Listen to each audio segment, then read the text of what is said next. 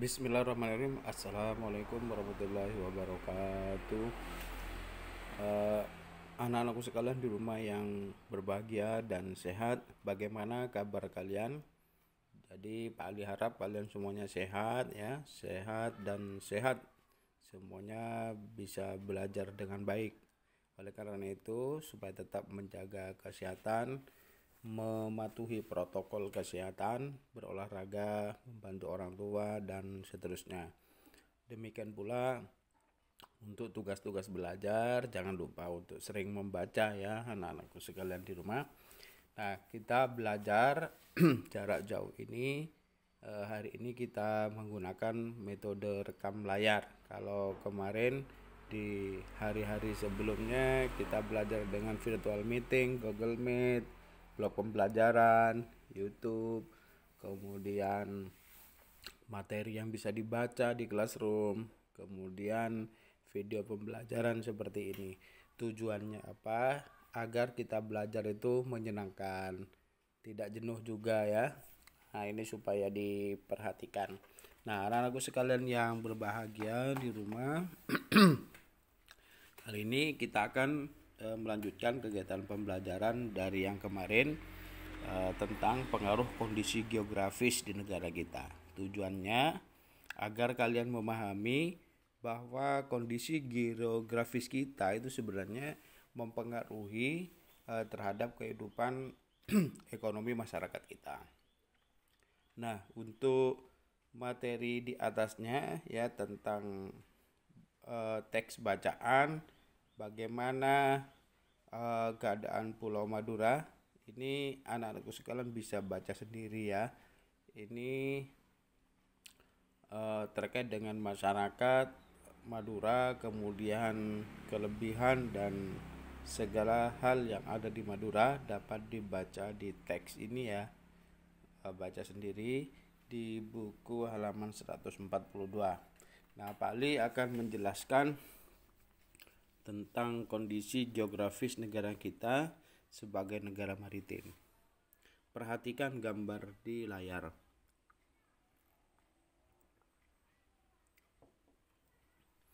Pada gambar ini banyak, kalau kita bilang itu sampan ya, perahu kecil, perahu dari nelayan. Nah, kita tahu bahwa perahu-perahu itu digunakan oleh masyarakat untuk melaut, mencari ikan di laut. Nah, oleh karena itu, seseorang yang mencari ikan di laut dikatakan sebagai nelayan ya, nelayan di sini.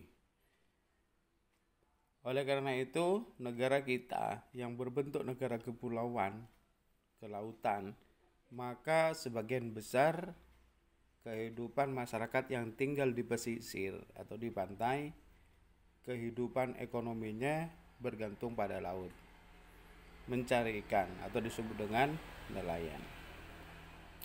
Nah, kondisi geografis kita sebagai negara maritim itu tentu saja banyak keuntungan bagi bangsa kita, bagi masyarakat kita. Sebab apa? Laut kita itu wilayahnya sangat luas sekali. Ya, bukan hanya luas, tetapi negara kita memiliki sumber daya alam di laut yang banyak sekali. Ini diakui secara internasional loh, ya, sebagai negara maritim. Ya, sebagai negara maritim yang memiliki laut sangat luas. Ini artinya bangsa Indonesia diberi kewenangan untuk memanfaatkan potensi sumber daya laut. Jadi apapun yang berada di laut negara kita itu menjadi milik bangsa, milik negara. Laut dan kekayaan di dalamnya adalah milik bangsa negara dan negara kita. Jadi kekayaan laut itu disebut sebagai sumber daya alam di laut ya, sumber daya laut. Cakupannya luas. Ya, karena lautnya memang luas. Dari Sabang sampai Papua ya. Kemudian pulau-pulau membentuk gugusan yang indah. Nah, sehingga letak lautnya itu atau keberadaan lautnya lebih luas daripada daratannya.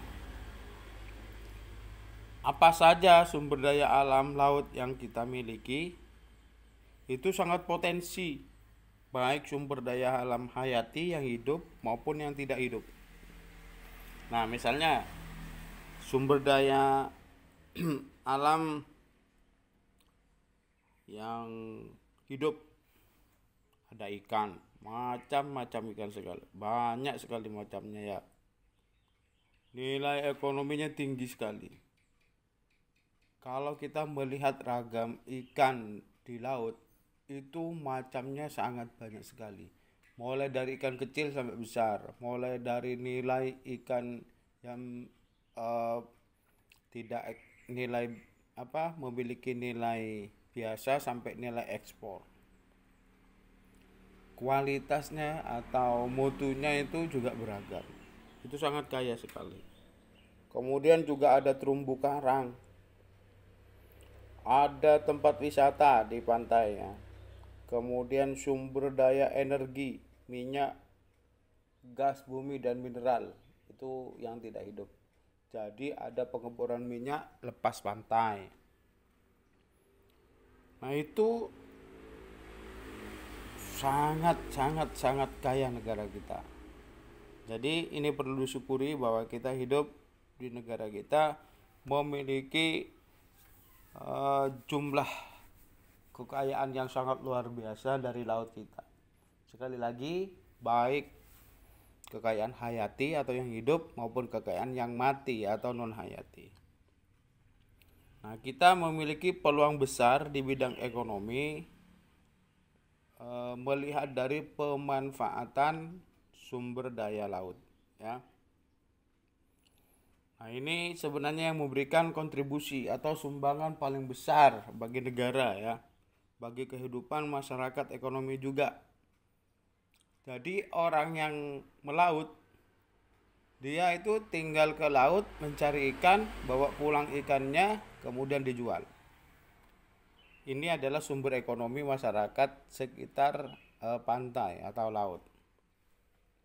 Jadi mereka tinggal kapan saja mau ke laut, kemudian dengan cara memancingkah, menjaringkah, atau mencari ikan dengan cara lain, maka ikannya bisa dijual. Nah, ini namanya sumber penghidupan, sumber ekonomi. Nah, sehingga masyarakat yang tinggal di daerah pantai ini bisa merasakan langsung ya kekayaan sumber daya laut itu. Oleh karena itu banyak sekali loh pekerjaan-pekerjaan yang bisa dilakukan oleh masyarakat pesisir atau pinggir laut. Ya, bisa jadi pedagang ikan, bisa jadi nelayan, ya, bisa jadi orang yang mencari ikan-ikan untuk dijual kembali ke kota dan seterusnya. Itulah contoh sumber ekonomi atau macam-macam pekerjaan yang bisa dilakukan di masyarakat di sekitar pesisir, ya. Nah, kemudian coba kita sebutkan berdasarkan penjelasan Pak Ali, ya. Usaha-usaha apa atau pekerjaan yang berkaitan dengan sumber daya alam laut? Pak Ali tadi sebut ada nelayan, ada pedagang, terus ada apa lagi? Ada apa lagi? Apa lagi? Jadi pekerjaan pemanfaatan sumber daya laut. Kalian tulis ini, sebutkan, kemudian nanti difoto dan diserahkan di classroom, ya. Nah, kemudian anak-anakku sekalian, nah ini contoh transaksi, ya. Letak geografis di pinggir pantai, ada transaksi jual beli, ya, pedagang menunggu, nelayan mengantar ikan. Nah, itu yang dimaksud pengaruh dari kondisi geografis di pantai. Jadi kalau hidupnya di pantai tidak mungkin, ya, saling menjual perkebunan yang ada di daerah di situ. Sulit ya, karena bagaimanapun orang yang dekat pantai, dekat laut, maka ekonominya lebih banyak pada kegiatan pemanfaatan sumber daya laut. Kalau di pegunungan ya sumber daya perkebunan. Nah, itu ya. Ini yang harus diperhatikan oleh kalian. Jadi apa dampak dari kondisi geografis kita? Nah, karena negara kita negara maritim atau negara kepulauan, negara kelautan, maka komunikasi dan interaksi antar penduduk menjadi lebih mudah, ya, baik antara warga Indonesia maupun warga negara asing yang didukung dengan kemajuan teknologi, ya. Kemudian terjadinya pembauran atau pencampuran peleburan nilai-nilai antar pulau. Kemudian munculnya perkampungan-perkampungan etnis tertentu. Nah, di negara kita ya, ada kampung Arab, pecinan, dan seterusnya. Terjadinya perubahan perilaku masyarakat karena pengaruh masuknya pola dan nilai perilaku dari pulau dari daerah lain. Nah, itu ya. Kemudian terjadinya perpindahan ilmu, pengetahuan, dan teknologi. Itu pengaruh-pengaruh yang terjadi akibat dari kondisi geografis negara kita.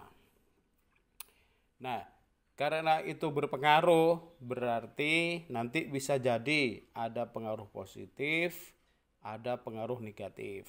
Oleh karena itu, kalian bisa jawab ini ya, mencari contoh pengaruh negatif, dampak positif dari kondisi geografis kita.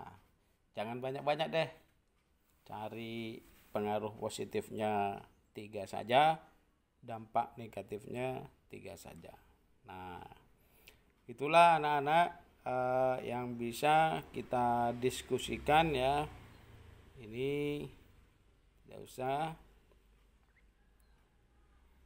Kemudian ini kalian kerjakan bersama yang tadi di classroom. Kemudian yang lainnya bisa dibaca untuk lebih banyak mendapatkan pengetahuan. Saya kira kegiatan kita hari ini, selanjutnya pembelajaran setelah mendengarkan video ini kita lanjutkan di classroom untuk membaca dan melihat serta mengerjakan tugas ringan yang mungkin diberikan kepada anak-anakku sekalian. Alhamdulillahirabbil alamin. Terima kasih atas perhatiannya. Selamat belajar, salam sehat, salam literasi. Kita cukupkan pembelajaran sampai di sini. Jangan lupa untuk berkunjung ke classroom. Terima kasih. Pak diakhiri. Assalamualaikum warahmatullahi wabarakatuh.